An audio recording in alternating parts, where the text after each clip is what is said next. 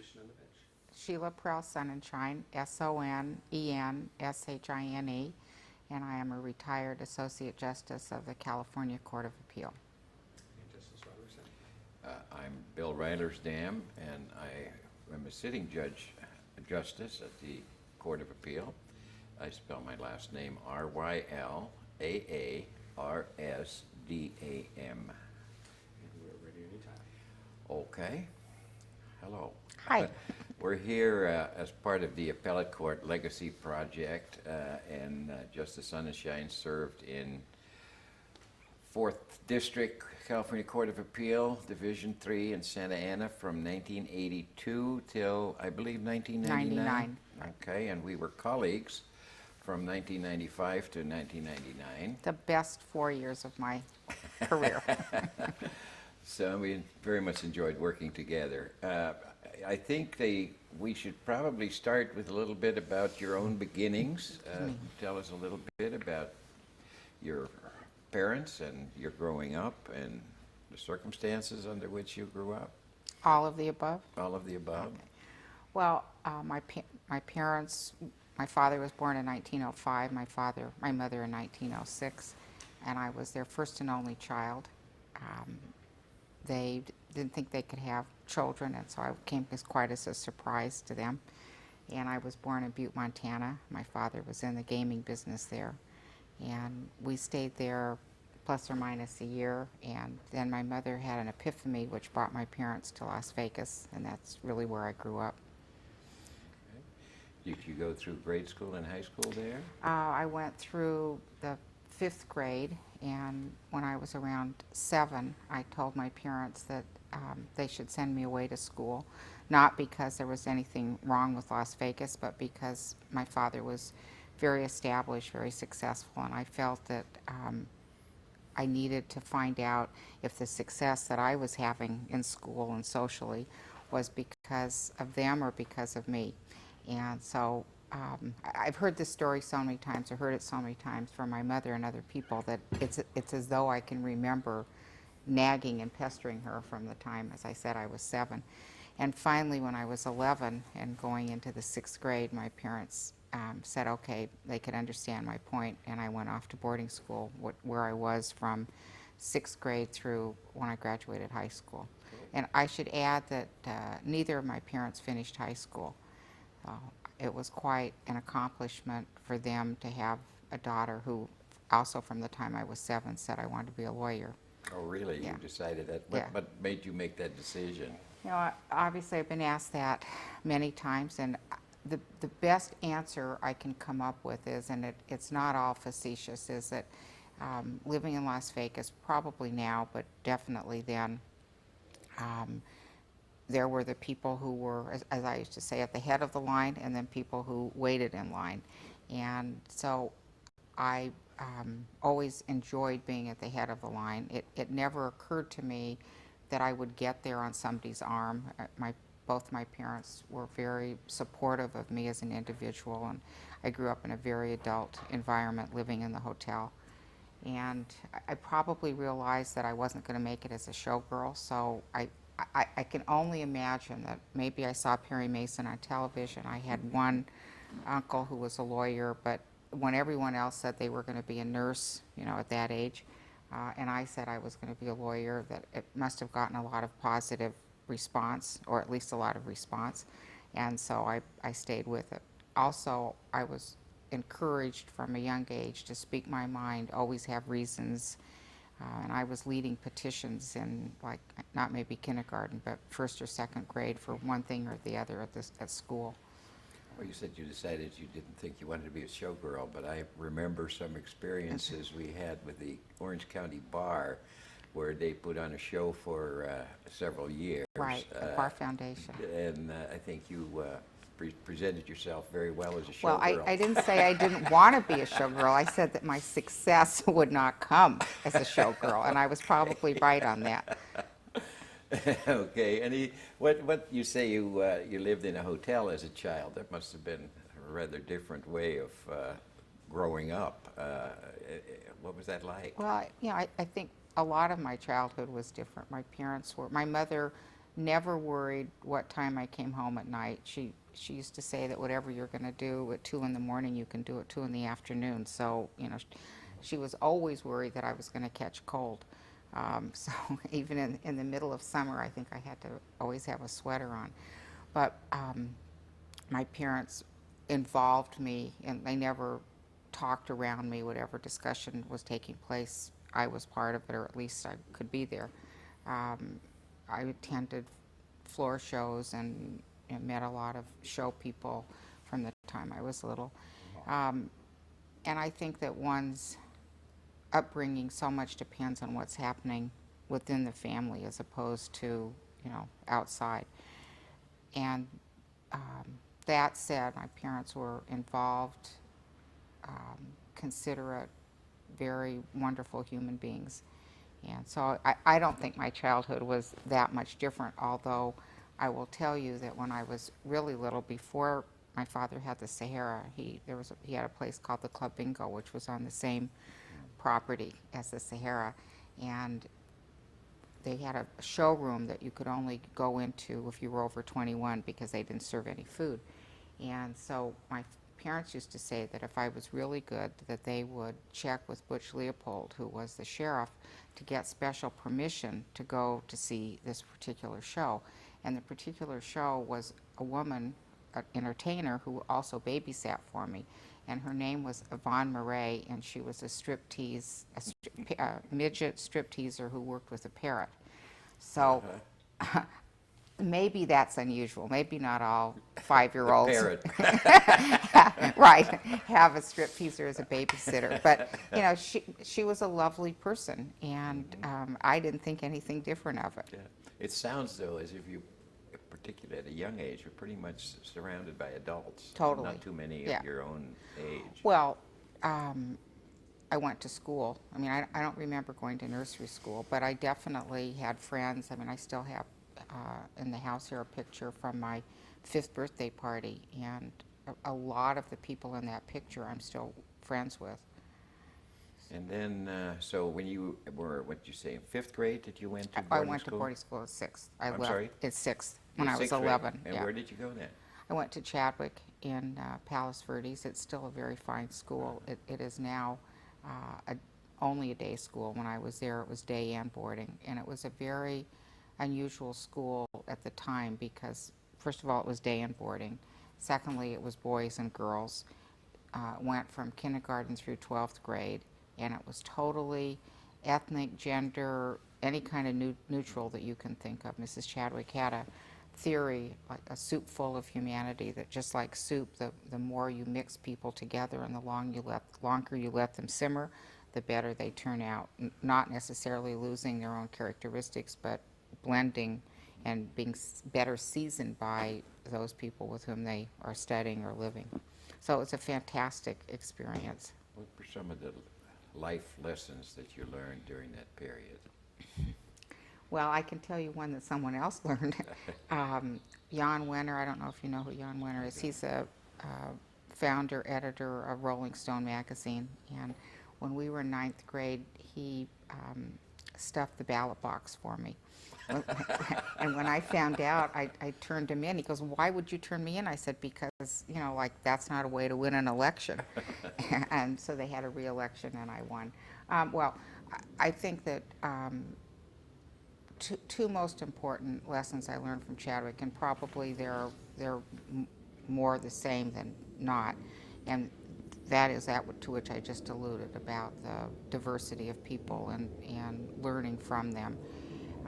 And as part of that, the total lack of gender bias in the school, and never feeling odd that I wanted to be a lawyer. Very high percentage of our class, both the men and women in our class, went on to some kind of graduate school and are practicing lawyers, doctors, whatever. And that's pretty unusual when you think we graduated from high school in 1963. And it wasn't anything that was taught, it was observed. It was, the head of the biology department, Mrs. Quinlan, was revered, and she was a woman. Her husband was the head of journalism, and so maybe the roles could have been reversed, but in that school, that's the way they were. And nothing, one was never felt to be hindered by any limitations, and one was always encouraged to exploit that which made them particularly good, whether it was art or music or whatever. Did you miss Las Vegas or your parents when you first went there? Well, that's another life lesson, although that wasn't from the school. When I started, and my parents came to visit at Halloween, and I wanted to go home desperately because I was so homesick, and my mother is the one who didn't want me to go. My father was the one who, thought it was a good idea.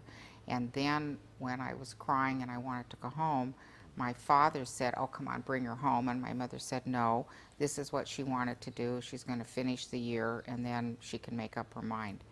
And so I was very homesick. And then after that, I loved it, and I never, not that I never wanted to go home, but I never looked back. Yeah. So then you graduated, you say in 1963? Right. And then where did you go? Well, I wanted to go to Stanford, and there were 52 people in our graduating class. 26 of us graduated with honors. 15 graduated with honors. Out of the 15 who graduated with honors, 12 applied to Stanford. And the 3 people who got into Stanford were out of those 12, were the 2 valedictorians and the 1 All-American swimmer. And I did not fit into any of that group. And so I was devastated because it was before college counselors and my parents were not the least bit involved because they didn't have any concept of the process. And so I was hysterical, and I went to see Mrs. Chadwick, and I said, "I don't have a college to go to." And she said, "Yes, you do." And she had always wanted one of her students to go to Brandeis, which is in Waltham, Massachusetts. So she had a pretty good idea I wasn't going to get into Stanford, and she also knew how stubborn I was. So she just took my application and forged it. And whatever the essay questions were, she just kind of rewrote them and signed my name. So then she whipped out my acceptance to Brandeis. My father, in the meantime, got me into Stanford, and I wouldn't go because I said that I couldn't look at those other people in my class who didn't get in, who were just as deserving as I. So I went to Brandeis, and it wasn't so much that I didn't like it as I had an opportunity that summer to go to UCLA for summer school, and I liked it much better than I thought. And my father was not in particularly good health, and so I transferred and I finished at UCLA. Okay, so It's a long answer to your short first question. year at Brandeis, Yeah. and then the next Yeah, 3 yeah. years at UCLA, UCLA. yeah. What was your major? Economics. Yeah, at From both day one. places? Mhm. How'd you How'd I get into compare the 2 economics? schools? Well, Brandeis, and it was one of the reasons I didn't like it. Chadwick was such an exceptional school in that you really had an opportunity to be well-rounded, athletics, music, studies, socially. And Brandeis was, I felt, almost depressing in that everyone was inside the cave trying to figure out what life was all about, but they never went outside the cave and just lived it.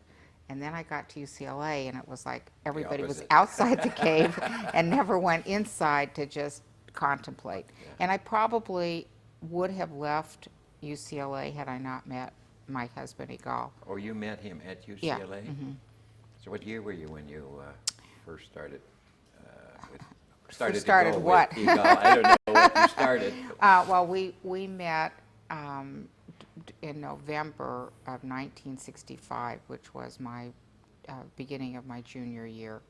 And then we had our first date in May of 1966, and then we got married in June of 1967. And Igal was in my last year. Okay, you were married while you were still in school then, or was that? No, we graduated. Okay. We graduated on Wednesday and got married on Sunday. Can I show you a picture? I have a picture of our graduation day. Eagle was a foreign student. He was a foreign student. He was had finished the army in Israel, he's 2.5 years older than I am, and he'd been in the Army. And his sister was married, living here, and actually teaching at UCLA. And so when he finished the Army, which was 1.5 years before that, his parents gave him a one-way ticket on the SS France to come visit his sister, on the theory that, well, not just on the theory, but that's what they could afford, was the one-way ticket. And then the idea was he'd either stay here or he'd figure out how to get home. Okay, so did you go straight on to law school Yes, after we you graduated? graduated on Wednesday, got married on Sunday, and June 18th will be our 40th year this year. And then I started law school that August. All right, at Loyola Law School. At Loyola my Law own School. Alma mater. Yeah. You were your first year there was my last year. Actually, I graduated in '64. When you started, was Loyola on the new campus Yes, already? yes, Yeah. yes. I That think was a the couple of first years. year. No, because I think that's the first year because I never was at the new campus. Really? And I graduated in '64. Yeah. So, anyway, what kind of experience did you have in law school? I loved it. I loved high school. I loved law school, and college was, it's not that I didn't like it, but compared to my other experiences, it didn't measure up. I made lifelong friends. I got a tremendous education as I really came to appreciate more and more, not just in practice, but particularly on the Court of Appeal. So many, did you have Professor Ogren? Yes. Yeah. And Tevis. Yes, I Okay. had him too. And I mean, the constitutional law professor starts with a D. Dibble. Dibble. Okay, so I mean, like, what else did you ever? I mean, it was all there, right? And Sounds it just, like we had yeah. pretty much the same Yeah. faculty. Yeah. And lifelong friends, Judy Ryan, and friends from. As a matter of fact, we had in our class Kathy Doy, who sits on the Court of Appeal in Los Angeles now. Judy Ryan, who's retired from the bench in Orange County. I have to cut this off because I can't sit here. She's such a good. Roberta Lee, who's a retired commissioner from the court in Los Angeles. There are quite a few women in our class. About many graduates were there in your class? Because it was a lot Night smaller. and day. It was night and day. I think it was about 250. Oh, that many? Yeah. On the graduating class? Right. It had- Yeah, but that was night and day Yeah. together. Okay. Any particular activities that you engaged in law school that you feel Besides being married. Well, that's right.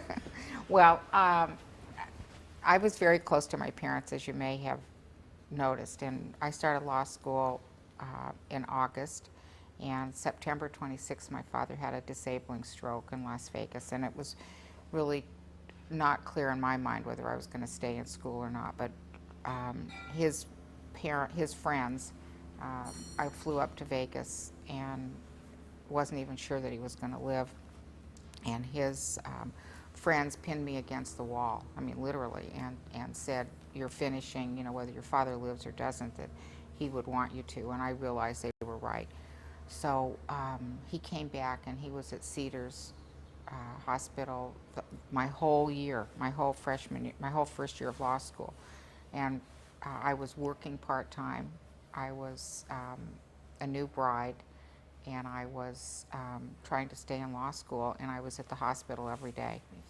And so those were, and then I worked full-time every summer, and I worked part-time during the school year and full-time each summer. What kind of work did you do? My first year, I worked for different lawyers, just freelance work. And then my first summer, I worked for the law librarian. At the Los Angeles County Law Library? No, at Loyola. I probably know his name, but I Yes. can't think of it either. And so that was probably, in terms of law school, the best job that I had, because learning how to use the library, how to appreciate the library was fantastic. I had worked for 2 years while I was at UCLA at Neighborhood Legal Services, which was a first poverty program, pro bono program in the United States on a national level. And I sought that job out because when I was a junior in college, I realized that I had never tested my hypothesis that I wanted to be a lawyer. You know, it sounded good, but I wasn't really sure what it was all about. So, totally on my own, one of my classmates who was a sociology major at UCLA heard about Neighborhood Legal Services opening, and I went down. I couldn't find a number because they didn't have a phone yet, so I went down, and Arnett Hartsfield, who was the director of the program, first executive director, was literally there unpacking boxes. And I introduced myself, and he told him why I was there, and he asked if I had a CV, and I said, no, what's that? And he goes, well, it's like a story about yourself. So I sat down and wrote him a story, and he hired me, and I was the first person hired, and I worked there for 2.5 years until I started law school. There? I did everything. I did interviewing of clients, and I had to go and ask one of the lawyers working there, what is a tort? Because I was in charge of all the paperwork that then went back to Washington, and so, you know, contract matter, family law, I could figure that out, but I didn't know what a tort was, so I did that. I did typing, you know, whatever kind of semi-ran the office. I even did the interviewing for the new lawyers, for the summer lawyers who were being hired. I can't think of her name. Rosalie, retired Superior Court judge from Los Angeles, very, very well-known judge. She worked there. I can't remember if it was in the summer or full-time after she graduated from Stanford. I mean, we had some pretty heavy-duty people coming in and out of there. Well, it obviously reinforced your Yes. plans to be Yes, a lawyer. yes, and it also gave me an abiding interest in certain areas, including pro bono work. But to finish about what I did in law school, so then I worked at Mattel Toys as a legal intern in their labor law department and their law department, their legal department, and that was what I did during the summer and then part-time during the school year, aside from the law. Vashon, know that? Father Vashon. Yeah, but who was the librarian? That's going to bother me. You know, I want to say Frackton. I know that's wrong because he But was a it's- dean later. Yeah, But- Frack. Okay, we'll think of it. It'll come We'll in fill the it middle of later. something. Yeah. So at some point, either during your experience with legal services or at law school, did you get an idea as to what you wanted to do with a law degree? Yeah, I besides practice. Well, And practice what, I you know? say that, no, I know, but I'm just saying because at the time it was not uncommon for employers to say, well, you're not going to, or people to say, you're not going to practice. I went, no, right, I'm just going to law school because actually I did like law school. Yes, I was an economics major in college, as I told you, and I kind of subspecialized in labor economics. And I really, really liked that. My father had been president of the Hotel Association in Las Vegas and very involved in labor relations, very good relationship with labor unions. I felt very comfortable with the whole concept. And so by the time I finished law school, I had taken, again, every labor law course there was, and that's another reason I got to know Ogren so well. So you decided you wanted to go into labor law, That's what I wanted to do. and then you took the bar. I took the bar 8 months pregnant. You asked what my activities were in law school. Yeah, I you said, didn't tell me so- about all of them. Yeah. Okay, you took the bar when you were 8 months pregnant, and you passed the bar, and then what did you do? Well, first you went and had a baby, I trust. I had a baby in between, yeah. And I told you I made such lifelong friends in law school, and I studied with some of them for the bar, and then one of my good friends, Perry Silver, said that he was very worried, so he was going to drive me to take the bar exam. The whole way there, he lectured me about how no wife of his would be, you know, taking the bar 8 months pregnant. So we took the bar August 25th, 6th, and 7th of August, and Kobe was born. He was due October 15th. He was born October 21st, and the bar results came back in those days, if you remember, in December, and then you actually were sworn in January as opposed to now. And I had started to look for a job long before I was visibly pregnant, and maybe even before I was pregnant. And we had made a determination to move to Orange County because Igal was working here for Far West for Coco Rubens, and they offered him a fantastic job. Well, he was here for, I think, like a year and a half, almost 2 years while I was finishing law school. He commuted. And one day he came home and he said, here's the deal. I can quit, we can get a divorce, or we can move. So I said, okay, we'll move. So I started looking for a job. Started looking for a job. Okay, Igal was working here in Orange County. Right. And you started looking for a job in Orange County. And it was not an easy or fruitful job search. It was impossible. Professor Okren was very generous in helping me with his connections and trying to find something in the labor law field. And there were just 2 firms at the time that did any kind of labor law. One was Rutan, and the other was the old Nagel, Regan, and Davidson firm. And so through him and through actually Far West, because they were some ways clients of Rutan, I got interviews in both. And Rutan offered me a job if I promised never to expect to have an office with windows, or ever to be a partner, or I would be only doing probate work. And then Nagel, Regan, and Davidson, Pat Nagel didn't even get close to offering me a job. He said, I mean, I went back, I had like 10 million interviews there.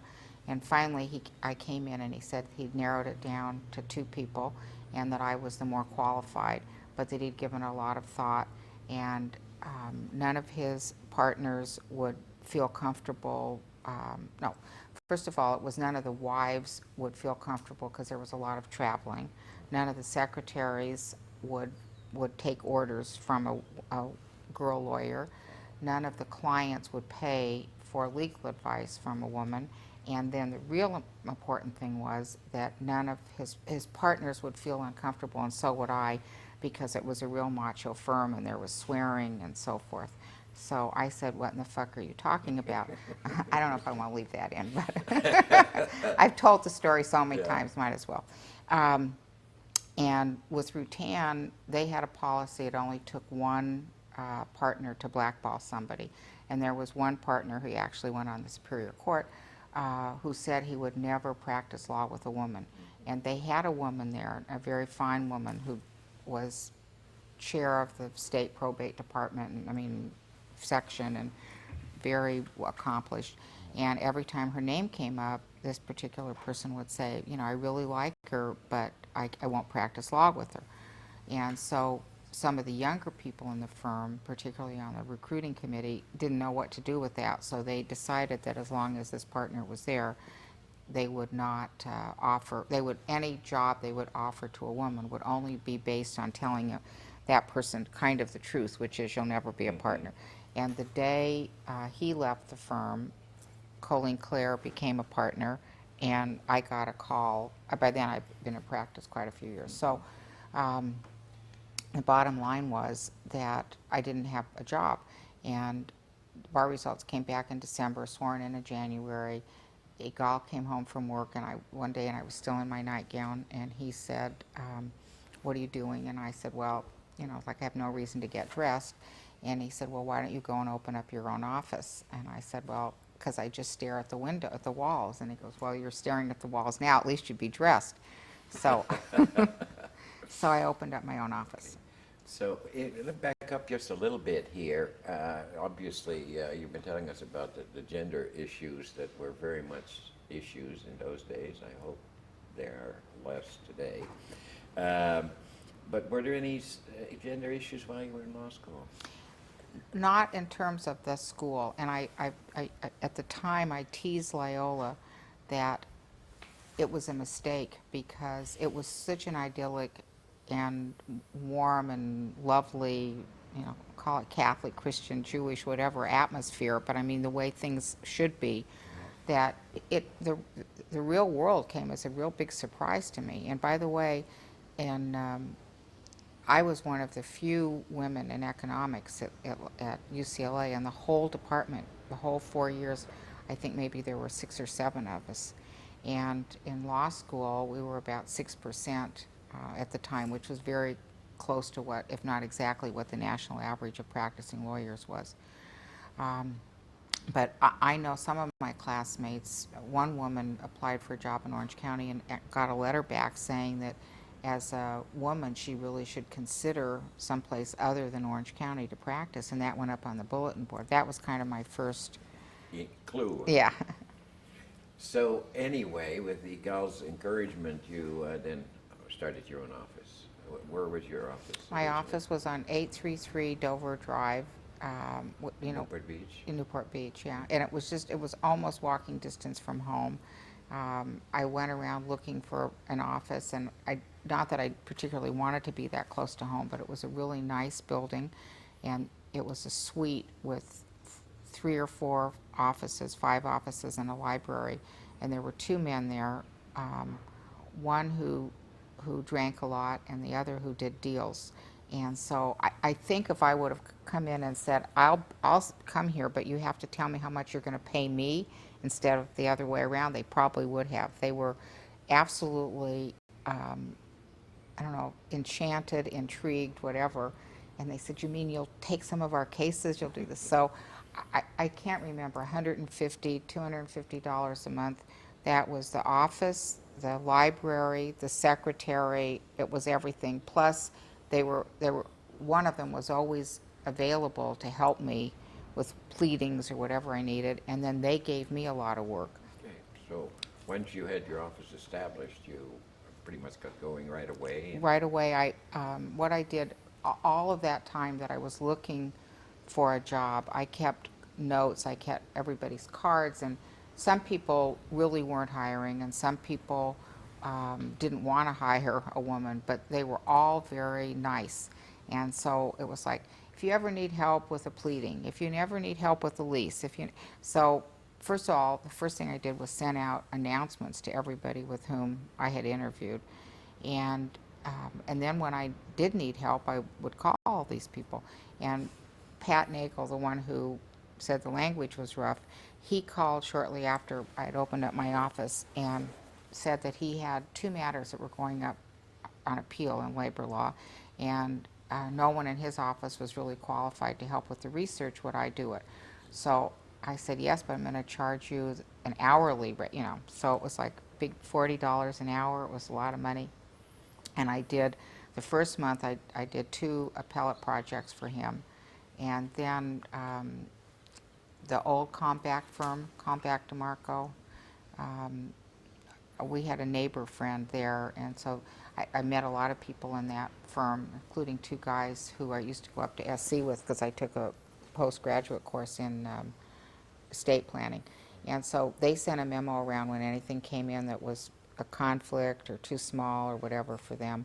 So really, from the first month, I had an unbelievably successful practice. I remember somebody telling me years ago that if you want to start your own practice, the best source of business is other lawyers. And Absolutely, you found and that particularly to be when they feel guilty. and I would hope confident that, that I would do the work. Okay, now you started out with the idea of becoming a labor lawyer, but I assume when you opened your own office, you were pretty much I did open to everything, right? anything and everything. I had some great cases. Did you develop a trial practice also? I did a criminal trial. Business. One of the people that we met through Far West, who did all the real estate work, was a realtor, and one of his clients was El Poco Candle and Gift Shop. And this was a man who had, at that time, 8 or 9 stores in substantial malls like South Coast, Fashion Island, different places in the West. And he was uneducated, hadn't finished high school, felt very intimidated by lawyers or the big accounting firms. So he came to see me, and I said, I don't have my diplomas up yet. And he goes, well, I trust you. And so I wound up doing all of his leasing, corporate leasing, estate planning work. I had remember one time, maybe it was a PI case, I can't remember, this lovely judge who lived in San Clemente, and he was a judge for years, but he's also been retired for years. Anyway, he retired, and one of his clients, God knows how she got my name, and her name, I remember her name, and I'm looking at the files. I mean, I'm out of law school about 2 days, and I realized that the 5-year statute's going to run. And so I called the court, and I wanted to know how to get a case calendared, and they told me, and I said, no, like, you don't understand. I mean, calendared, like, like now. And so we wound up in municipal court in front of Cal Schmidt, and he said, fine, go to trial, we're ready. And it was a big firm from LA, and they said, no, you can't do this. Not. So then we went to Superior Court. Dominic Keeney is the judge who'd retired, Oh, yeah. Lovely man. And I don't remember who we got in front of in Superior Court because they took a writ up there.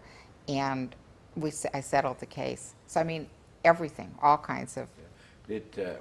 Tell me about some more of your courtroom experiences, good and bad. Well, I only had good. I don't know, have you ever heard my 187 story? I haven't. Well, this is all, when I went to court for the first time on a criminal matter, I didn't have my bar card yet, and I wanted to go in the jail to see the client, and I mean, I had passed the bar, but the bar card hadn't come, and so I took the Daily Journal with my name in it, and so now I'm practicing already several months, and I had a client from Far West who was a baker or something, and he was stopped for drunk driving, but he said he was really diabetic, and that was before I was diabetic. I didn't know anything about that. So I went to the district attorney, to the deputy DA, to explain that my client wasn't really drunk, but he seemed like he was drunk, but it was diabetes, and it was actually in Newport Beach. Al Graham, do you know Al Graham? Yes. He was the city attorney. And so he made me go through this whole thing, and I said, you know, what we really want, because it's through the employer, the insurance and everything, anything that's not a moving violation. So he said, not a problem. So he said, now I'm going to be kind of busy, so what I want you to do is go into the calendar, to the courtroom there, master calendar, and introduce yourself to the judge. And what you'll say is, Mrs. Sonenshine for the defendant, the city attorney's office has agreed to change this from in the interest of justice, the city attorney's office has agreed to change this from a Penal Code 23102A to a 187. And then you'll say, that's okay with you. So I was so excited, and I went in the bathroom and I practiced how to say this. And it was like the most crowded master calendar. And so I stood up and introduced myself, and of course everybody started laughing. I thought they were laughing because here's this 25-year-old girl got this great deal, right? So Cal Schmidt said, do you know what a 187 is? And something saved me from saying no, but I know it's not a moving violation. And so then he said, well, why don't you use my library? And went in and looked. And What is it, 187? it's first-degree murder. Oh. So my exposure to criminal is still sufficiently limited that I don't quite talk the lingo. They're always talking numbers. Yeah. Well, that reminds me, when I did get on the bench and I was in the trial court and I was in a family law panel, but then one day Capizzi decided there was no more plea bargaining, District Attorney Capizzi, so all of a sudden we had to try everything, and I walk in and Amy, my clerk, says, you've got some files. I said, we'll start sending the people in. She goes, no, these are not, these start with people. People versus. And then Jennifer Keller was the DA on that case, and I told her before the end, I said, you've got to learn to speak English, or we're going to take a lot of recesses. Yeah. You had the same experience I did in that regard. Before you went on the bench, though, was there did you practice develop in a particular direction, or did you continue to do pretty much everything? Within a few months of opening up my practice, I Wayne Armstrong, with whom I'd been good friends in law school, and he was a #1 in our class and a total genius, brilliant person. And he left the big law firm. He was with Nosserman in L.A. I'm going to stop. Yeah. And anytime. Okay, you were starting to Oh. talk about how your practice developed. Right. So I was doing a little bit of everything, and then I heard that Wayne, my former classmate at Loyola, was moving down, had moved down here, and he had rented space in an office in Santa Ana. So I called him, we got together, and within a short period of time, we were sharing a lot of cases. I'd make appearances for him. He'd go, do the pleadings for me. We were just working back and forth. And so within a year, we formed Sonenshine and Armstrong, and our offices were at 500 Newport Center Drive. And within a year and a half after that, we expanded. Do you know John Nelson? He's also from Loyola. He's No, I an insurance defense lawyer. He was one of our first associates. And Franz Miller was, Really? Judge Franz Miller was also Loyola. And He was one of your associates? he was one of our associates. So, and then we expanded, then we moved to 550 Newport Center Drive, and along the way, I mean, we did everything. It was like, if you've got the fee, we can do it. And we have, did a lot of work for Bank of Newport at the time, and just across the board, kind of very interesting general practice and criminal defense as well. And one day I looked down, and the one thing I did not want to do was family law. And I did not want to do family law because that's what girl lawyers were supposed to do. And I didn't want to be pigeonholed, and I thought it was demeaning. And, I had thought at the time when I graduated from law school that I didn't want to be a $350 divorce lawyer, because that was the going fee, $350 plus costs. And Per case? Per case, yeah. So, anyway, one day I looked down at my desk and I thought, oh, okay, so like almost everything on my desk is family law, some estate planning, and I really like it. And so I decided that the fact that I wasn't supposed to do it, but shouldn't outweigh the fact that I really liked it, enjoyed it, and it's been a continuing theme professionally for me, is the low status, underserved status, unrecognized status, whatever, of family law. And I became very proud then to be a family law lawyer. I was in the first group of certified family law specialists, and while my firm continued to do everything, we wound up representing Bank of Newport in almost everything. My specialty was really family law and some estate planning. Are there any other cases that come to mind during your practice that particularly stand out? Or other than the one where you pled your client guilty to? Yeah, to first-degree murder. Well, that was at the beginning, and a case that happened at the end, it's a reported case, in re marriage of Jacobs, and I had already gone on the bench when it came up to the court, but that was a case where Mrs. Jacobs was referred to me by doesn't matter who, but anyway, a very good referral. And when she came in, I told her that I thought almost for certain she was going to lose, but if she wanted to go forward, and she would have to raise a huge sum, I think it was $5,000 as a retainer, and sign something that said that I thought, I'd take her money, but I thought we were going to lose. And in that case, her husband was the managing partner of one of the big, at that time, 8 accounting firms. And they had 2 children, one of whom was deaf. And he had convinced her along the way that the best thing they could do would be to put everything they owned in trust for the children, and over which he would be the trustee.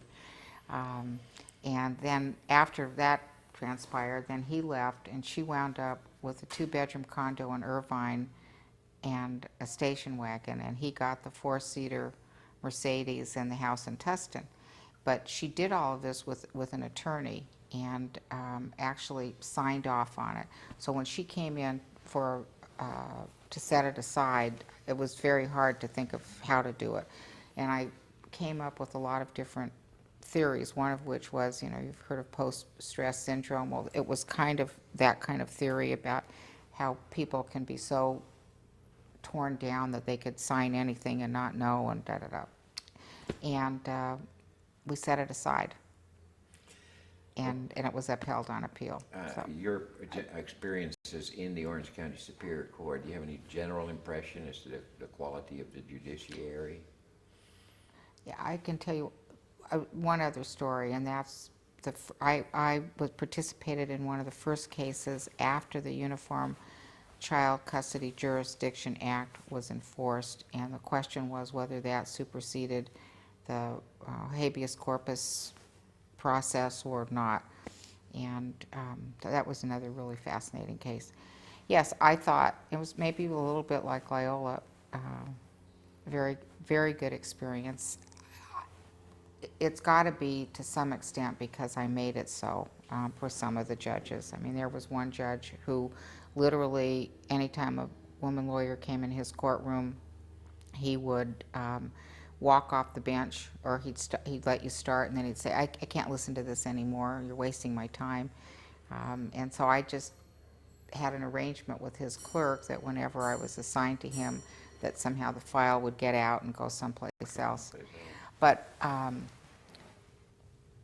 I've always thought, and more so in later years, that the real issue was not women lawyers. The real issue is the decision-making process and how gender is affected. And I remember, I think it was Ogren who referred a case to me when I first started practicing, a young man who had come back from Vietnam and wanted custody of a son, or at least substantial visitation rights. And we got what they used to call them the probation report, but really the whatever report back. It was prepared by the probation department, saying that they were concerned about his ability to be a good parent because he loved the child so much. He was so caring. And what they were really saying is, you're showing attributes of a mother, and therefore we question your paternal capabilities. But did you represent the husband in that particular The father, case? yeah. So, well, when you started your practice, women were still a very small minority of the bar, and very few of them did trial work, Right. as I recall from that era. Other than the Very one, few of them did anything.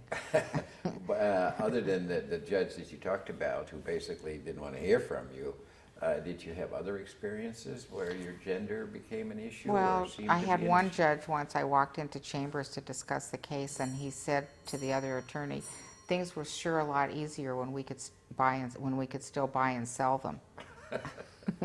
I mean, but aside from that, Yeah. I tell this story all the time. It's one of the ways that I got to the Court of Appeal. The case that I told you about with the Uniform Child Custody Jurisdiction Act, when that was very interesting from the beginning, because the father in that case was a lawyer from New Jersey. Both parents were from New Jersey, and he told the wife that if she ever really left him, that she would never see the children again. So for several years he took off and hid the kids. She finally traced them to living in East Bluff in Newport, and with an off-duty police officer from New Jersey came out here. They went to the Newport Beach Police Department. That's how she got my name. Then we went into court on Good Friday, actually, for this warrant, and then we got to court, and Judge Dickey said I needed a writ, not a warrant. He redid the paperwork. Now we get the kids. They bring the kids in. Dickey says, "Stay in here." He stayed till 7 at night. They brought the kids in. Now it's Monday morning, and there's an argument over whether was it 170, the affidavit. 170.6. 170.6 should have been filed. Well, couldn't have been filed because he wasn't there. We went in front of another judge. Now we're in chambers with Sumner, and the attorney representing the father leans across the table, and we all think that he's had a heart attack. I mean, he puts his head down, he goes, "I can't go on." And Judge Sumner said, "What's wrong?" And imagine, I mean, this is really exciting. Got a great case, great client, great fee, great issue. And I'm thinking, oh God, he's going to die. And he goes, "She's wearing a black bra and it's driving me crazy." Were you the one with Yeah. So, and I had a blouse I on. hope you had something over No, it. I mean, I had a blouse. I had a blouse, like that. So, anyway, we settled that. And then for years, whenever I'd have a case with this particular attorney, I'd see him in the hallway, and I'd say, you know what I'm wearing. And so then I became a judge. He's one of the first people in my courtroom on Superior Court, and he walks in, and I said, "Mr. Schwam, to everyone else, I'm just another black robe, but you know better." So now I'm going to go to the Court of Appeal. Okay, before you get there, though, you practiced law for how long? 10 years. 10 years, and then you went to the Orange Trial County court. Superior Court. Right. And how long were you there? 2 days now, a year and a half. Yeah, I knew it wasn't very long. Yeah. I think it was April to December.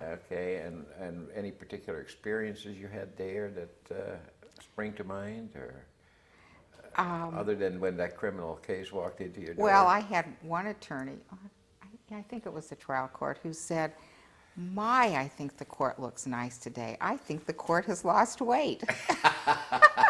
I'm thinking to my mind, would you ever do that to a man? Well, Yeah. I wouldn't dare do it To a woman, yeah. Anybody. And then I used to routinely stand out at my clerk's desk at recesses or at lunch or something, and then the attorneys would come in, and one attorney said, "So what's this judge like?" And I said, "Oh, brilliant." No, I think in terms at least of the attorneys that either my reputation preceded me and they knew with whom they were dealing, or they got to know me. And I remember one specific instance where I had attorneys from LA come, and the body language, we were in chambers, the body language was pretty incredible, like this, hand on the briefcase. And whatever I did and said over a period of time, you could see. I mean, they took their hand off the briefcase, they relaxed, and then every time, kind of like this fear of recognition increased, so did the respect. I'm not sure how different that is for a man. Let's see now, you were not the only female judge on the Orange County Superior Court, were you, or were you? No, Alice Marie preceded, no, Judge Lamoureux preceded all of us. Yeah. And then Alice Marie. And then you And probably then- were the third, you were yeah. the third one, yeah. Actually, I think she's dead. I can't think of her name, and I knew her really well. Linda McLaughlin. Oh, She yeah, may have. yeah. Was She she may there have been before there. I you? think so, only because we had a case together, and oh no, you know what? I'm confused. I think she was in municipal court, Yeah, and I then she think got so. elevated. Yeah. So, anyway, and you started to tell us about your... The black bra. Well, you did tell us about your black bra, but how about your elevation to the Court of Appeal? Well, that was very controversial, as was my first appointment to the trial court, mostly because there were certain people that were not particularly thrilled with me becoming a judge. And then when I became a judge and I was actually doing a good job, then they became even more concerned when I was going to be elevated. And so Capizzi, who was the district attorney, who was particularly not excited and much more excited that someone else should have the position, set up a committee to report back. I don't know, it was like a state. It was a local committee. They had a local here, committee, right? 'cause I went right. before that too. It was Capizzi and Tom Malcolm, I Right, think, right. and a couple of others. So, but what he did is he put all people who didn't know me and who were DAs and, would have had no reason to know me, except the person that he appointed to be head of that subcommittee only knew one divorce lawyer in all of Orange County. And of course, that was my friend, the Black Bra friend. So it turned out okay. That's why I say the Black Bra did a lot to get me appointed. I see the connection now, yeah. So that was in December of '82, I think, that the We were actually Division sworn 3 in. Yeah, this was a brand-new division in the 4th District, and you and Jack Trotter was the presiding justice, and Tom Crosby and Ed Wallen, and you. You were the Right. 4 of you were Division 3 of the 4th Right. District. And I have heard stories about how the 4 of you got started before you had any court or In office Jack or Trotter's, library. yeah, Jack Trotter's kitchen. That's the story I've heard. Yeah. So how long did that last? It just lasted I don't know, less than a month, 3 weeks, and then we moved in to very temporary space in the place that became our more permanent space.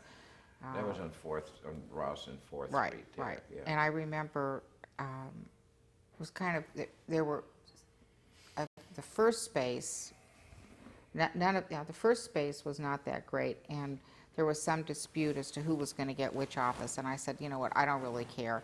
So naturally, I got the worst one. I mean, I set myself up for that. That office was so small that you couldn't have a chair and a desk in there at the same time. I mean, you were crawling over something to get to something. So, but then how long were you there? Before we moved to Spurgeon, or before we Was this okay, I thought you meant there was an other interim. Well, in that same space, or in Oh, that I same see. building, but just, yeah, and Okay. that was a beautiful chambers. That was really I nice. remember arguing a few cases there. I do not recall if you ever heard one of my cases or not. And then then the court acquired a new location at Spurgeon, where we're still located now. How did that come about? Was that? Well, we needed to move, I don't know if it was, space-wise, yeah, for whatever reason. And Tom Crosby set it upon himself to find an atypical office space that didn't have, as he's, cottage cheese on the walls or the ceiling, and that was just a nice environment. And every day was a different, he and Kim used to go around driving, looking for the building. And one day he came back and he said, okay, I found it. And it just did not sound like it could be possible. And we all went to see it, and it was fantastic. And we got it when it wasn't, the inside was more shell than not. So we really got to specify what we wanted, how we wanted it. And I'd say functionally, it's a great yeah, building it was. And I'm very sorry that we're going to be moving out of there in another year or two or sometime. But it does not look like a courthouse. No, well, it looks more wasn't like a bed and designed. breakfast. It was designed as an office building, but with different suites in it. Yeah. So let's see. Do you know approximately when you moved to Spurgeon? No, I mean, I haven't thought about it. In general, as between practice, trial court, court of appeal, professionally, which was the most exciting part of your career? I remember, well, first of all, I remember when the phone call came from a friend whose mother had dreamt that she saw her name on the bar list. That was my first inclination that I'd pass the bar. Everything was been unbelievably exciting. I remember the moment the phone rang. I remember being sworn into Superior Court and saying that what was happening was something that I hadn't even, not that I dreamed it possible, I hadn't even dreamt about it because it was so beyond my sense of reality. And not having an appellate practice, and we didn't even have an appellate court in Orange County, so the concept of and I'd argued a few appeals, but the concept of being on the Court of Appeal was, I still sometimes can't believe that it happened. So it was all exciting, and that's not just a standard goody Miss Two-Shoe answer. I can tell you, I see people now that I represented in the 1970s, and I can tell you about their cases, and the same way that I can about the cases that I decided. So it was all very exciting. Must have been, you know, most courts, certainly when I came on the court, the four, or actually three of the original people and David Sills had all been doing this for quite a few years, so it was not that hard to find out what the routine was. Must have been very different when you're starting a brand new division, because everything has to be negotiated, I assume.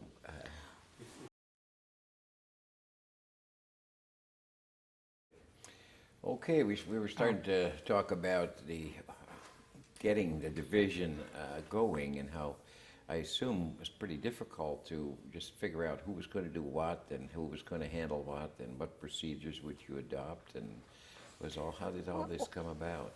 I don't think, in retrospect, excuse me, I don't recall it being difficult. I think there were, you know, administrative things, ordering stationery, finding a home for us. That I don't know if you remember, but originally the courtroom was not in that building. We had to walk and use some public hearing. I don't know whether it was the Board of Supervisors. Where it was, yeah. City Hall or something. But when you look at the number of cases that our court wrote during that time, I think there were a lot of legal questions that were questions of first impression, obviously, for this division, because we were a new division. Yeah. And so we tackled a lot of procedural type of cases.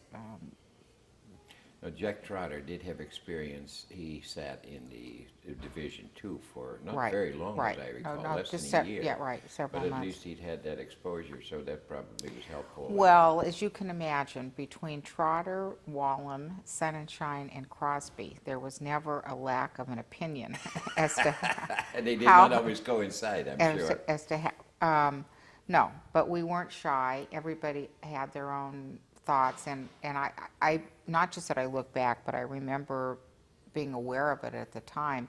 We each represented different specialties, you know, with Trotter civil, PI, Wallen civil, Crosby criminal, and me family law. Plus, we all had a really good, healthy attitude about ourselves. So I was particularly put out when they would try and tell me anything about a family law case, but I had no problem telling them anything about any of the other fields. And so it was staking out territory. Well, by the time I came aboard in 1995, cases were essentially assigned on a rotation basis, regardless of who had experience in what. Was that always done? It was always the case. That was always done? Yeah. That wasn't always the criteria, but in other words, it wasn't always simply by rotation, but it was never according to specialty. Okay, because I think, looking at published cases, that in some districts and divisions, they seem to, Justice King in family law, Justice, can't think of his name right now, but does a lot of insurance cases, but your court never operated in that fashion. So, how long did it take for the four of you to get organized and really feel that you were working on a normal rhythm? I kind of think from the beginning. I mean, doing writ conferences, preparing for oral argument. You know, all of us had, well, with the exception of Wallen, but we'd had experience in running our own law offices, and I think that went a long way in making us feel comfortable in setting up our own organizations. I recall actually the most difficult aspect for me was finding the appropriate law clerk, because or research attorney, because at the time most courts were still using law clerks or junior lawyers, and I don't remember who came first in what order, but I know that Richard Schwartzberg was there with me somewhere in that beginning stage, and that was very comforting because he had real-world criminal experience. Yeah. Well, was the decision made by the people in your division to go to full-time staff attorneys, experienced staff attorneys, as distinguished from the traditional law clerk? Or is this something that was imposed from above? I think it was just, no, definitely wasn't imposed from above, because as I recall, Justice Byrd preferred the rotating in and out. Of law clerk? Yeah, but I think we were not the first to do it, but we were, it still was a little bit unique. Okay, and of course now all we have is full-time. Yeah, which except is, for our law which is, student externs. yeah, which is the way it should be. And I think that's pretty much the way throughout the system now, I think. I didn't realize that was a development of the last 30 years or so. Yeah, well, one thing, when we started, we didn't have computers, and I just absolutely, Justice Trotter was I don't know if he was the chair or just on the committee statewide with the Wangs, remember? Yeah, I remember Wang computers. By the time I came in '95, we already were on Microsoft. But did you, when the Wang computers came in, were they used by the justices or just by staff? Or? As I recall, in the beginning, it was just the secretaries. And how would you write your opinions? Longhand or typewriter? I didn't use the typewriter. I wrote them by longhand, and cut and paste has a whole new meaning, had a whole new meaning for me then. I literally took scissors and cut things up and stapled, or, you know, when we used to travel, my husband would say, "What are you bringing?" Because I have the scissors, the Scotch tape, the staple machine, and I would, the copy machine was my favorite, because I'm surprised I didn't bankrupt the court. I would copy so much so that I could cut it up and move it around. Well, you know, I've been intrigued because since I've been there, we have used a computer, and I know there's so many changes we make as the opinion progresses, and I always wonder how people dealt with that when they had to be typed out by a secretary, and I'm sure you couldn't have the secretary retype it over and over and over again. How did that work? I mean, how did you make corrections? How did it work? I don't remember. Well, maybe it's just a question that we are so careless because we know we can make these changes continuously. Well, I also think, I mean, I remember back doing marital settlement agreements and pleadings and trial briefs, and having to go back to the beginning on something. In a way, I think that it's easier to be more careless now. Yeah. Because I've always said on anything I write, and I remember when I left the court, you start at the beginning, and I don't care if you're fixing the last paragraph, you start at the beginning, because you may have said something and you haven't seen it now in 3 drafts, you don't even remember what it is, and it doesn't match up to the end. But when the secretaries had to type it out, they hardly would have the time to type 3, 4, or 5 different drafts. I assume when it went to the secretary, it was already more final. Finished. Yeah. I just remember these ridiculous looking documents, manuscripts that I'd give her that had a combination of Scotch tape, arrows, go to the back, move this from page 11. You know. Did all 4 of you write the opinions in longhand, or did some of your colleagues use different systems? As I recall, Tom was the first on the computer. I don't really remember Wallen or Trotter being on the computer. Did they use typewriters, or did they write longhand, or do you know? I don't remember.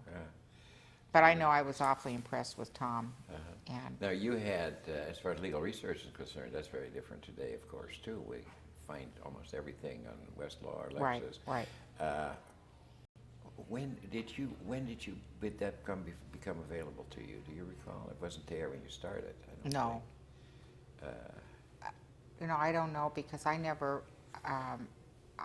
I've become much more computer oriented now since I've left the court than I was when I was then. When I was there, I didn't do email at all. Now I can't live without it. I have it on I have my new blackjack, and I don't go anyplace without it. I used it much more as a word processing tool than anything else at the time. So and it's like I had enough to do, not to worry about how they were typing their opinions or not.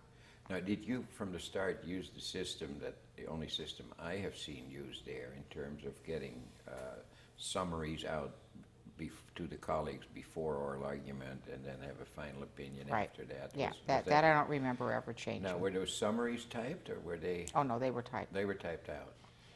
So, now, we have, well, they no longer call them secretaries. I think instead of a raise, they gave them a different title. Judicial assistants? Judicial assistants, but we have, in each chamber has just one judicial assistant, and there's 4 of us there, 3 attorneys and I. I can't imagine when the secretaries had to type everything that one secretary could serve that many people. Did you have They a higher did. proportion of secretaries? No, and I think that the quantity of briefs, quantity of opinions has increased. Has increased. Has decreased. The number of opinions. has Per decreased. justice. I Yeah. think it's down. That's what somebody told me. Well, it's definitely down for us this year because we're caught up. We're Right, getting everything right. out as soon as it's Right, ready. so there were, the gross number may be larger, but that's not reflective of how many each secretary or judicial assistant is see. actually typing. On the other hand, I think probably the state of the document by the time it gets to the judicial assistant is probably in better condition than it was because they're not getting it handwritten and Do you think using the computers have made us more verbose than when you had to write it out in longhand? I don't know. I kind of was looking, when I was looking over my opinions from 83 to 99, and I don't see that they got particularly longer, shorter, or anything else. I've always tried to be concise, and I don't think that changed much. Actually, I think the computer makes it easy. Personally, I think it makes it easier to be shorter.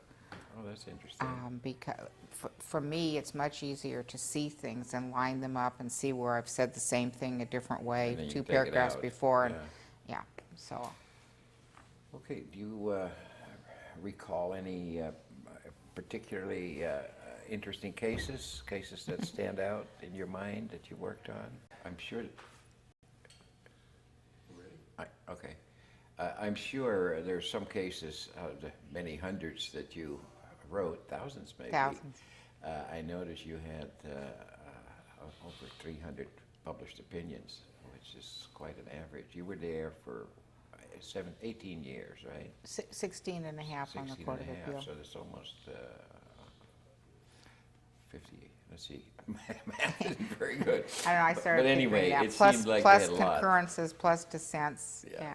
Well, on many different, I can answer the question on many different levels in terms of historic significance or statewide significance.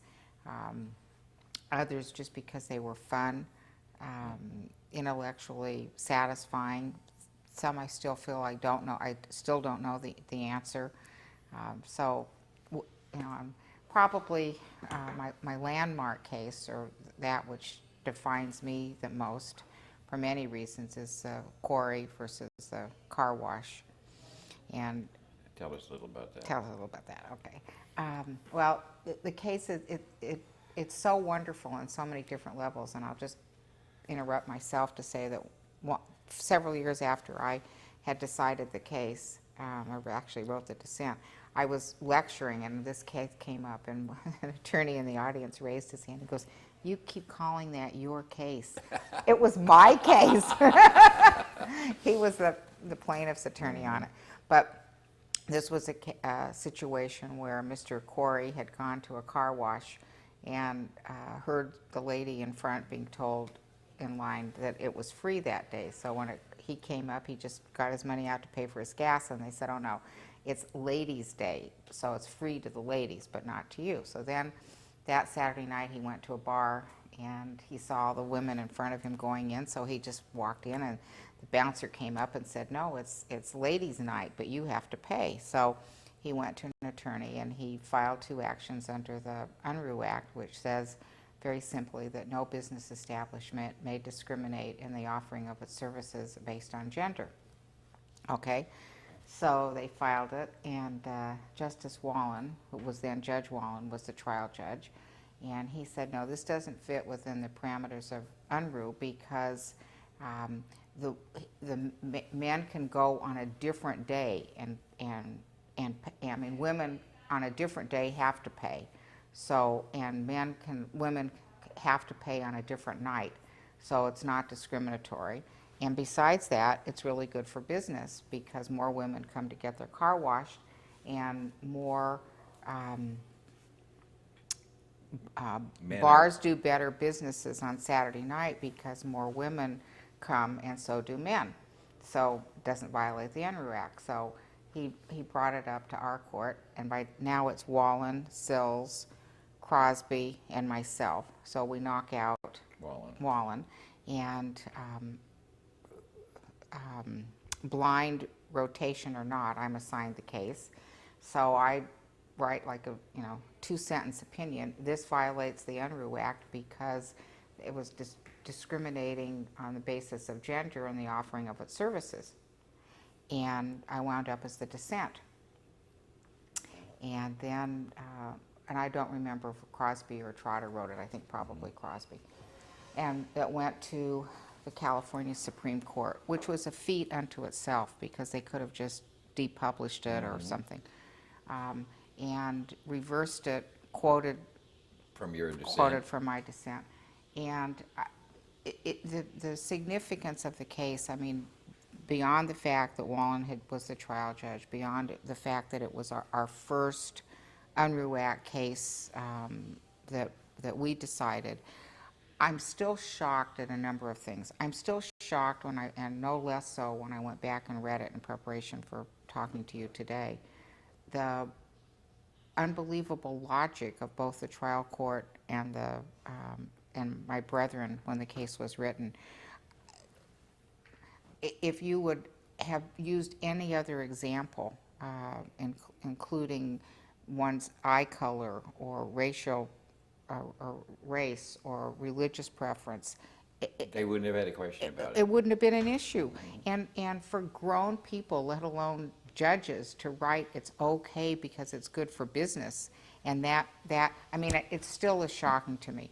The other thing that struck me at the time was the criticism and commentary that this engendered throughout the state.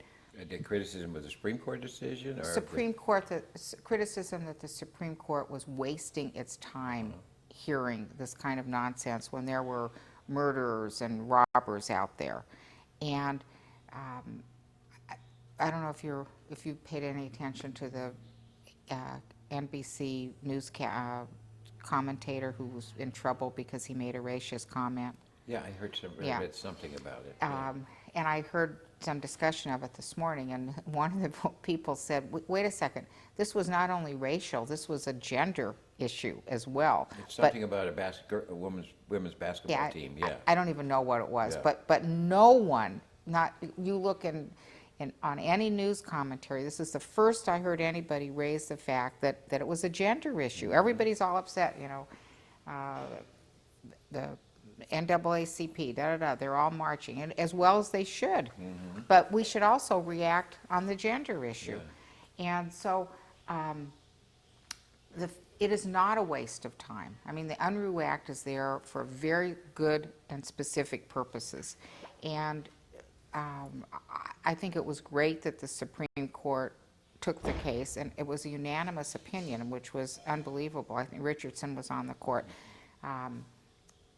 Kaus, I think, maybe Kaus and one other person may have written a concurrence that said something like, I suppose we won't be able to give out flowers at Mother's Day anymore. It's like, okay, we have to go along with this, but this is really dumb. So I'll always be proud of that. I'll be proud of, I mean, it took me a lot of time to think about the dissent. The dissent was then quoted in the majority opinion, as, by the way, is People versus Bravo, which was at that same period of time in the 80s. And what was that case about? That I wrote the dissent in that also, and that was Crosby and one of the others. That was whether when one gives up one's right to search and seizure, whether one gives up one's right to have it be a reasonable search and seizure. And again, it's like my father used to say, if you have to ask the question, you already know the answer. I mean, excuse me? So if I'm not mistaken, my dissent wound up almost the entire majority Supreme Court opinion. And that was instructive on a lot of different levels. First of all, it was criminal law, which was of everything, the field with which I was the least familiar, aside from my 187 experience. And also, when I look back at my opinions, I was very conscious of it when I was writing my opinions. When I look back now, I am impressed with how well I was able to carry off my intent, which was, what's the question, what are the factors, what's the answer, and not get all involved in philosophical debate. Was that your general philosophy in opinion writing, or are you referring specifically to 100%. 100%. You know, people, and I'm no, they say the same to you. It must be so hard to be a judge, to know all those answers. And I go, I never had trouble with the answers. I only had trouble with the questions. Yeah, but did you have a particular philosophy, overriding philosophy, in terms of how to go about deciding cases, or how to write? What's that? Find the question, and then find every single bit of precedent to determine what the answer is. But so often, in so many cases, the question was different than that was actually presented. Another case that was one of my favorites, it's ADV, I don't remember, if I tell you. Okay.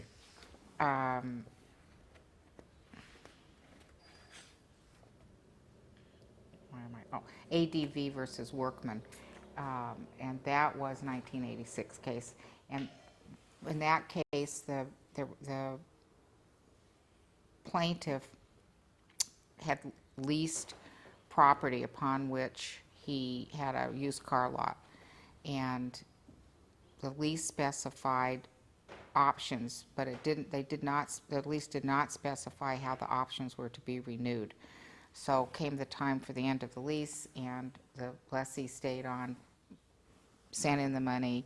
Lessor sent it back saying, sorry, you didn't tell us before the lease ended whether you were to exercise, and we don't want you, so we're not taking your money. And the trial court found that there was substantial evidence in the actions prior to the termination of the lease that the lessee had intended to stay on. And those prior actions included paving the parking lot and advertising in the newspaper. Well, I remember having the discussion with my colleagues that probably was the right answer, but not for the reason stated, because it wasn't a substantial evidence question. It was a question as a matter of law when the lease doesn't specify how it's to be exercised, then how is it to be exercised? That's the question, not substantial evidence. And even if it were substantial evidence, that wouldn't qualify as substantial evidence, because he had to pave the parking lot whether he stayed on or not. And if he wanted to stay in business, he had to advertise. And what does that have to do with the landlord? So I couldn't believe, I felt like a detective, that in all the history of jurisprudence in California, this question had never come up before. And I finally found a treatise, real property treatise, that from 1906 in Colorado, I found one sentence in a California Supreme Court case from the late 1800s, which answered the question. And it's pretty simple. If the lessor wants to know, the lessor should ask, and if the lessor doesn't ask, and the lessee stays on, that's it. Yeah. So. What, generally, do you have any general comments about the relationships between the justices on your division? No. No, okay. We'll go on to the next question.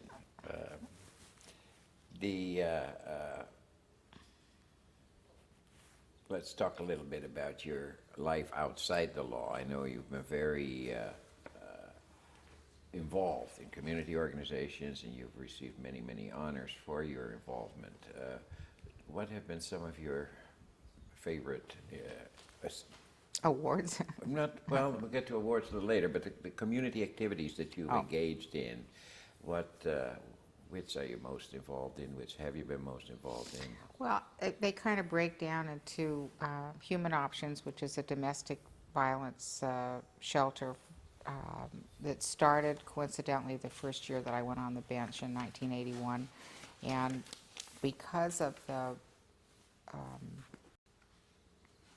issue when I was working at Neighborhood Legal Services and the lack of representation for women, the lack of credibility that women had with whether it's in the courthouse or the police department, the lack of resources, it was very, I've always been very proud of my association there. And going forward quickly, our second son is now on the executive committee of Human Options on the board, and he and his wife are chairing the big gala, and so they're taking it to the next generation. But in 1981, when Human Options was first started and really ran as an apartment building in Laguna, I used to go there at night when I leave the court and just talk to the women and just give them some credibility within their own selves. Are these abused women? Yeah. And of course what I've found, it's a topic that I've become fairly conversant with over the years. I had women neighbors that were there. I mean, cuts across all economic and social lines, ages. So that's been a very worthwhile and meaningful relationship for me. A lot of bar activities with which I'm still involved, and our temple. So anything to do with women, the law. And your religion And is our important to religious, you yeah. too. Yeah. So you retired in 1999 and took quite a different course, didn't you? Yes. Most of us either sit on assignment or go into arbitrations or sit on our duff and read books. Tell us a little about what you did after you retired. I left the court because of this opportunity. I think maybe I'd still be on the court if this opportunity hadn't come along, but I started an investment bank, and our company focused on representing companies that were too big for business brokers and too small for Wall Street on a national basis. And we started in '99. We sold to H&R Block in 2001, and then I left there, retired there in the end of 2004. It was such a totally different thing for you to get into. Was that a good experience to get totally outside of any aspect of the law? I jokingly say that no one should do anything for more than 10 years at a time except be married. I think it's very healthy to change directions, to enlarge your mind or put it in different, use your brain in different ways. I still sometimes wake up and, can't believe, just like I can't believe that I was on the Court of Appeal for 16 and a half years. I can't believe that what we accomplished in the 4 or 5 years, yeah, it's just, and when we first started, I had a partner who was very conversant in this field, had done something similar before, was just turning 70, had at that point started and sold 6 businesses. I was his first partner ever, and I said, I asked him 2 questions. One, why would you want me as a partner? I mean, this is not exactly my background. And 2, what is it that you see me doing?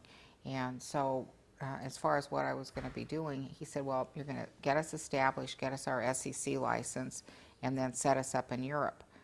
And one of my legal friends, law friends, said, what are you going to be doing, Sheila? And I told her, she goes, oh, I understand that, but exactly what is it you're going to be doing? And I said, I don't know, but I'll figure it out, and I did. Obviously you did figure it out. What have you been doing since you sold the business? Excuse me.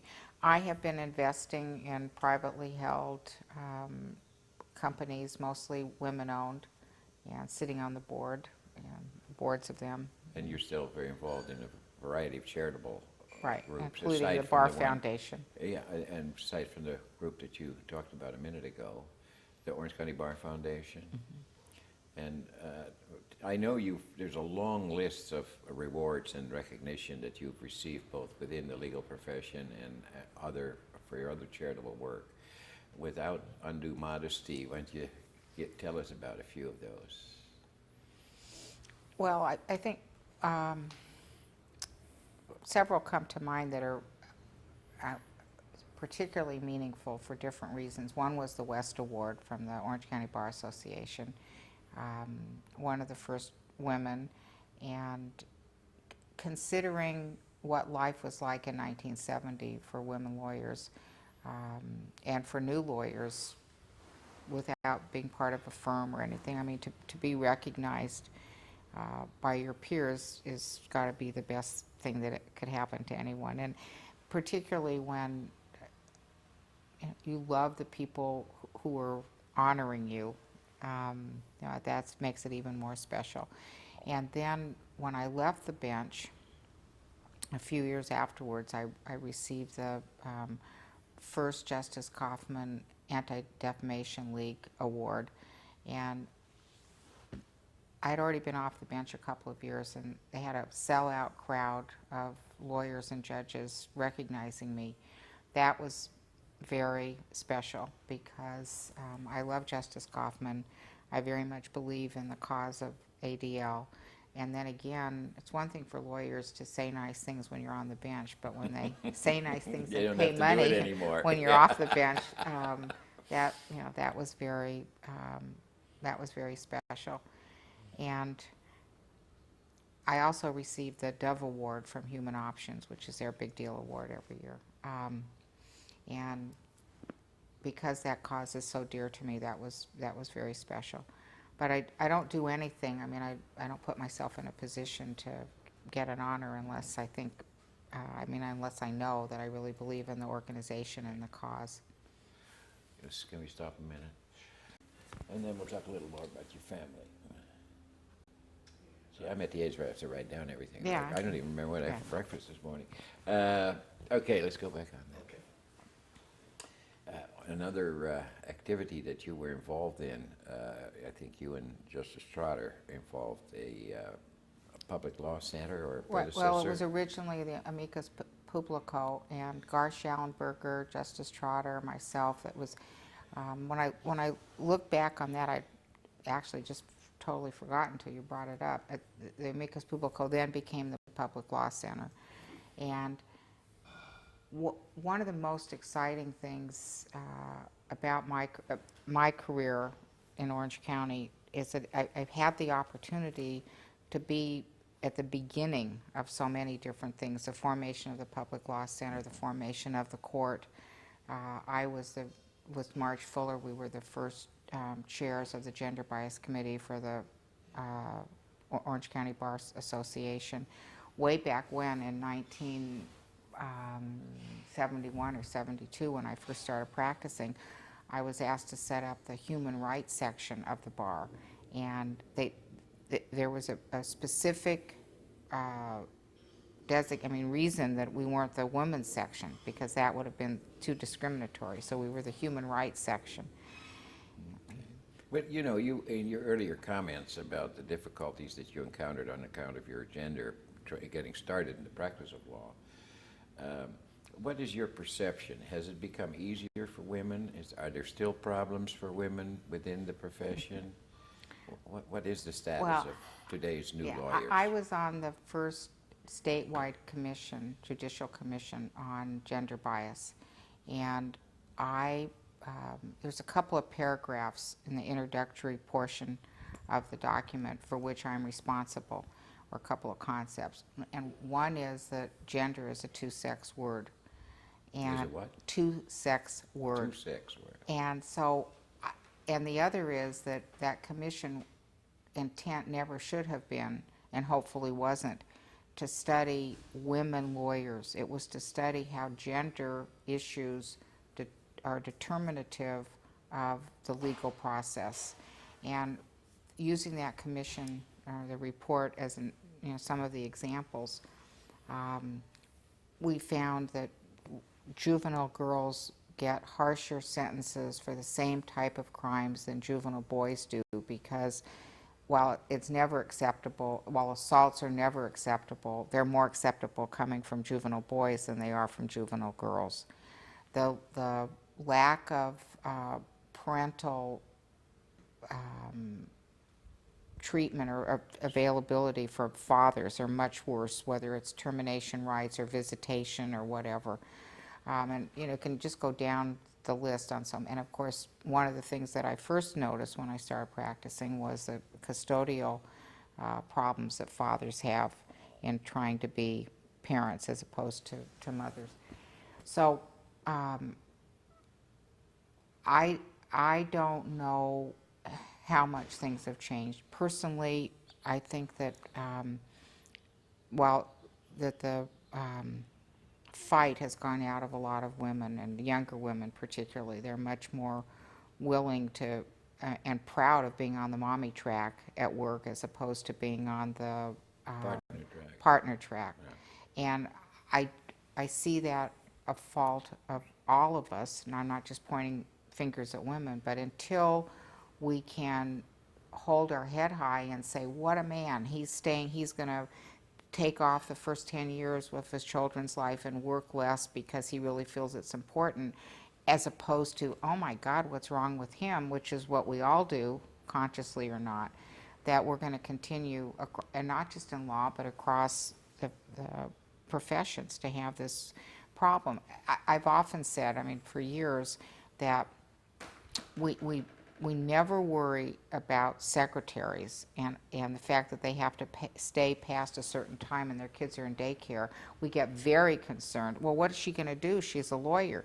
And the lawyer's in a much better financial situation than the judicial assistant or the secretary to worry about child care. Let's talk about the mommy track.